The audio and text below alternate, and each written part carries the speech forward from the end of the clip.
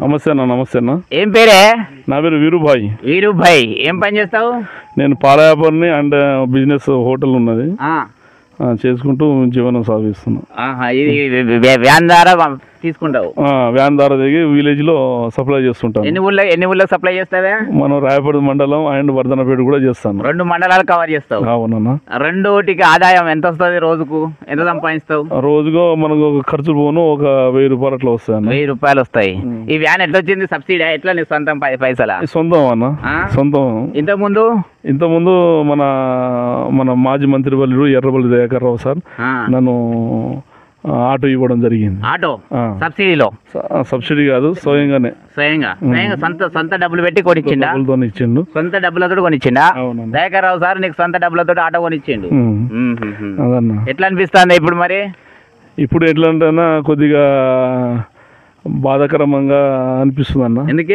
ఎందుకంటే మనం ఇంతకుముందు 2014 ముందు ఆ జీవితం ఎట్లా ఉండే, ఇప్పుడు కూడా అదే విధంగా అనిపిస్తుంది అన్న. మనం తెలంగాణ సాధించిన తర్వాత రైతులు అనేది, బిజినెస్ అనేది, కూలోళ్ళని, ఈ ప్రతి వ్యక్తి కష్టజీవులు ఉంటారు చూసిన వాళ్ళందరిలో ఒక విధంగా తెలంగాణ వచ్చిన తర్వాత ఒక చేంజ్ అనేది ఏర్పడిందన్న. అయితే నేను స్వయంగా కష్టపడుతున్నాను, పబ్లిక్లో తిరుగుతున్నా కాబట్టి నాకు తెలుసు అన్న. ఎలాంటే అప్పుడు కంట్రోల్ బియ్యం కోసం వెయిటింగ్ చేసేటోళ్ళు అన్న. కంట్రోల్ బియ్యం కోసం వెయిట్ చేసేటోళ్ళు. అది ఇవాళ కంట్రోల్ బియ్యం రాకున్నా మేము స్వయంగా బతుకుతాం. ఎవరి వల్ల సాధ్యమైంది? మన తెలంగాణ కేసీఆర్ సార్ వల్లనే అయింది. ఎలాంటే ఇప్పుడు ఎండాకాలంలో కూడా పచ్చదనం చూస్తున్నాం అంటే అది ఓన్లీ మన కేసీఆర్ సారు దయన వల్లనే అనుకోవాలి. ఎట్లంటే నిజం అనేది మనం చెప్పుకోవాలి. కానీ ఎట్లంటే మనం 2-3 రోజులు అనుభవించినాం. తెలంగాణ అనేది కొత్త సబ్జెక్ట్, ఇది కొత్త సబ్జెక్టు. అందుకని పేదోడిని ఇంట్లో విజయమిశ్రీ బియ్యం ఉన్నదన్న. ఇవాళ విజయమిశ్రీ బియ్యం తింటుండన్న. ఆయన జేబులో 10 రూపాయలు కాదు, రూపాయలు లేని అగిపిటకు తీసుకుందాను కూడా అగిపిటకు రూపాయలు లేని పరిస్థితి అన్నప్పుడు. కానీ ఇప్పుడు 500 రూపాయలు జేబులో పెట్టుకుని తిరుగుతుండు గరీబోడు. కేసీఆర్ 100% అది. ఎట్లంటే ఎవరు చెప్పినా ఎవరు కాదన్నా కూడా నేను బందోబస్తుగా చెప్తాను. ఎందుకంటే నిజము అంటే పబ్లిక్ ఇవాళ పైసలకు వీటికి కాకుండా మంచి బిందాసుగా బతికే రోజులు ఇప్పుడు ఈ కష్టకాలంలో నేను చూస్తున్నాను. ప్రతి విలేజ్లో తిరుగుతుంటాను. ముసలోళ్ళకు ఇచ్చిన పైసలు రాలేదు బిడ్డ అంటారు, అంగన్వాడీలు రాలేదంటారు. వీళ్ళు చాలా మంది రైతులు చూసినావా, రైతులకు పంట వర్షం రాగానే బ్యాంకులో వస్తాయి పైసలు, సార్ ఇస్తాడు కదా అని అనుకొని ధైర్యం ఉండే.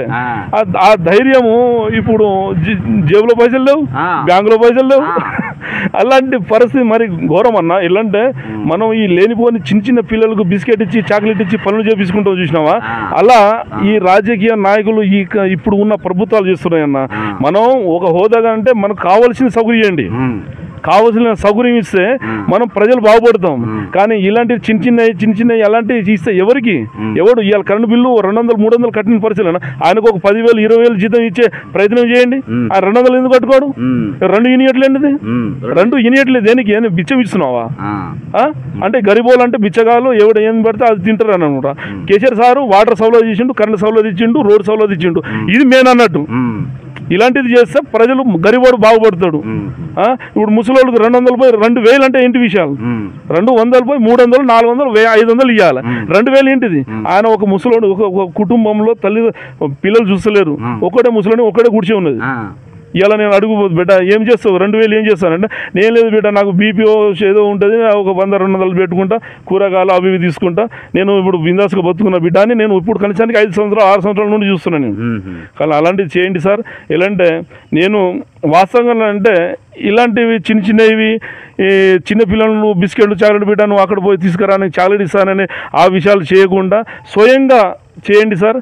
నా ఎట్లంటే నేను ఎట్లంటే ప్రజల్లో తిరుగుతున్నా కాబట్టి ఉన్న విషయాలు చెప్తున్నా. ఎవరికి నేను కించపరచడానికి కాదు, ఉన్న విషయాలు చెప్పండి, ప్రజలను మంచి చేయండి. తెలంగాణ ప్రజలు ఎందుకు సాధించుకున్నాను?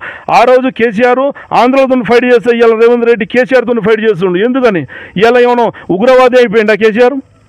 ఉగ్రవాది ఏంటా? తెలంగాణ రాజకీయ నాయకులను దడదడ పుట్టించి ఆంధ్ర నాయకులను తరిమి కొట్టిన నాయకుడిని ఇవాళ ఇష్టం నుండి మాట్లాడుతున్నారు. ఇది నేను రేవంత్ రెడ్డి సారు నేను అంత చెప్పేంత కాదు కానీ నా చిన్న వ్యాపారిని, కానీ మనం హోదాగా మాట్లాడండి. హోదాగా మాట్లాడితే మీ గౌరవం తగ్గుతుంది. కానీ ఎట్లంటే మీ మాటలు విని వేరేడు రౌడీ అవుతాడు, గుండగాడు అవుతాడు. ఎట్లంటే ఒక సిస్టమేట్ చేయండి, ఒక అఫీషియల్గా మాట్లాడండి. అఫీషియల్గా మాట్లాడితే ఒక వ్యక్తి ఒక విధంగా తయారవుతాడు. ఒక ముఖ్యమంత్రి అంటే ఏంటిది, ఒక ఇంటికి ఒక ఓనర్ లాంటి వాడు, తెలంగాణకు ఒక మేజర్ లాంటి వాడు. అలాంటి వ్యక్తి రారా పోరాగా అంటే ఇంకో పక్కన ఉన్నవాడు ఆగడు వాడు. అలాంటిది చేయకండి సార్. నేను ఎలాంటే ఒక మనిషి దగ్గర ఒక టాలెంట్ ఉంటుంది. ఇలా రాజమౌళి ఉన్నది, ఆయనకు వచ్చే టాకు తెలంగాణ మన తెలుగు ఫీల్డ్లో ఎవరికి రాలేదు. ఒక్కొక్క మనిషికి ఒక టాలెంట్ ఉంటుంది. కానీ అందరూ ఓటర్లు లేక గమనించకండి. ఒక్కొక్క విధానికి ఒక్కొక్క టాలెంట్ ఉంటుంది. నేను పాల వ్యాపారనే కావచ్చు, కానీ ఒక టైంలో చూసుకుంటే తెలంగాణకు దరదడ పుట్టే వీరు నాయకుని కావచ్చు. కానీ సార్ నేను ఒకటి చెప్తున్నా, అలాంటి విధానం కాను. మీరు గౌరవంగా ఉండండి, మీరంటే గౌరవమే.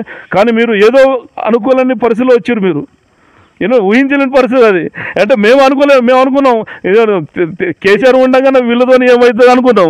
కానీ ప్రజలు ఏంటంటే కొద్దిగా మార్పు అంటే ఏదో మార్పు అనుకున్నారు, కానీ ఇలాంటి మార్పులు అనుకోలేదు.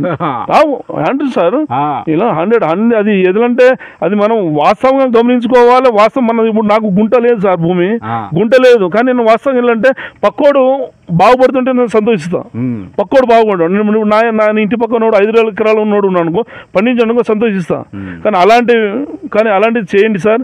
కానీ ఈ లేనిపోని విషయాలు ఆంధ్రోళతో ఫైట్ చేసి నేను ఇలా మహాత్ముడు అయినా, ఇలా తెలంగాణ ఇలా రాజమౌళి ఉన్నది, ఆయనకు వచ్చే టాకు తెలంగాణ మన తెలుగు ఫీల్డ్లో ఎవరికి రాలేదు. ఒక్కొక్క మనిషికి ఒక టాలెంట్ ఉంటుంది. కానీ అందరూ ఓటర్లు లేక గమనించకండి. ఒక్కొక్క విధానికి ఒక్కొక్క టాలెంట్ ఉంటుంది. నేను పాల వ్యాపారనే కావచ్చు, కానీ ఒక టైంలో చూసుకుంటే తెలంగాణకు దరదడ పుట్టే వీరు నాయకుని కావచ్చు. కానీ సార్ నేను ఒకటి చెప్తున్నా, అలాంటి విధానం కాను. మీరు గౌరవంగా ఉండండి, మీరంటే గౌరవమే. కానీ మీరు ఏదో అనుకూలని పరిస్థితిలో వచ్చారు. మీరు ఊహించలేని పరిస్థితి అది. అంటే మేము అనుకున్నాం కేసీఆర్ ఉండగానే వీళ్ళతో ఏమవుతుంది అనుకున్నాం. కానీ ప్రజలు ఏంటంటే కొద్దిగా మార్పు అంటే ఏదో మార్పు అనుకున్నారు, కానీ ఇలాంటి మార్పులు అనుకోలేదు. అంటే సార్ ఇలా 100 అది ఎదులంటే అది మనం వాస్తవంగా గమనించుకోవాలి. వాస్తవం మన ఇప్పుడు నాకు గుంట లేదు సార్, భూమి గుంట లేదు. కానీ నేను వాస్తవం ఏంటంటే పక్కోడు బాగుపడుతుంటే నేను సంతోషిస్తాను. పక్కోడు బాగుపడ్డాడు, నా ఇంటి పక్కన 5 ఎకరాలు ఉన్నాడు అనుకో, పండించడానికి సంతోషిస్తా. కానీ అలాంటిది చేయండి సార్. కానీ ఈ లేనిపోని విషయాలు ఆంధ్రోళతో ఫైట్ చేసి నేను ఇలా మహాత్ముడు అయినా, ఇవాళ తెలంగాణను చెప్పినా చెప్పకున్నా, గుర్తు చేసినా చేయకున్నా, ఇవాళ తెలంగాణ మెయిన్ లీడర్ అంటే కేసీఆర్ అవుతాడు. ఎప్పుడైనా కేసీఆర్ ఉంటాడు. ఇవాళ అంబేద్కర్ బొమ్మను ఒకటి గమనించండి.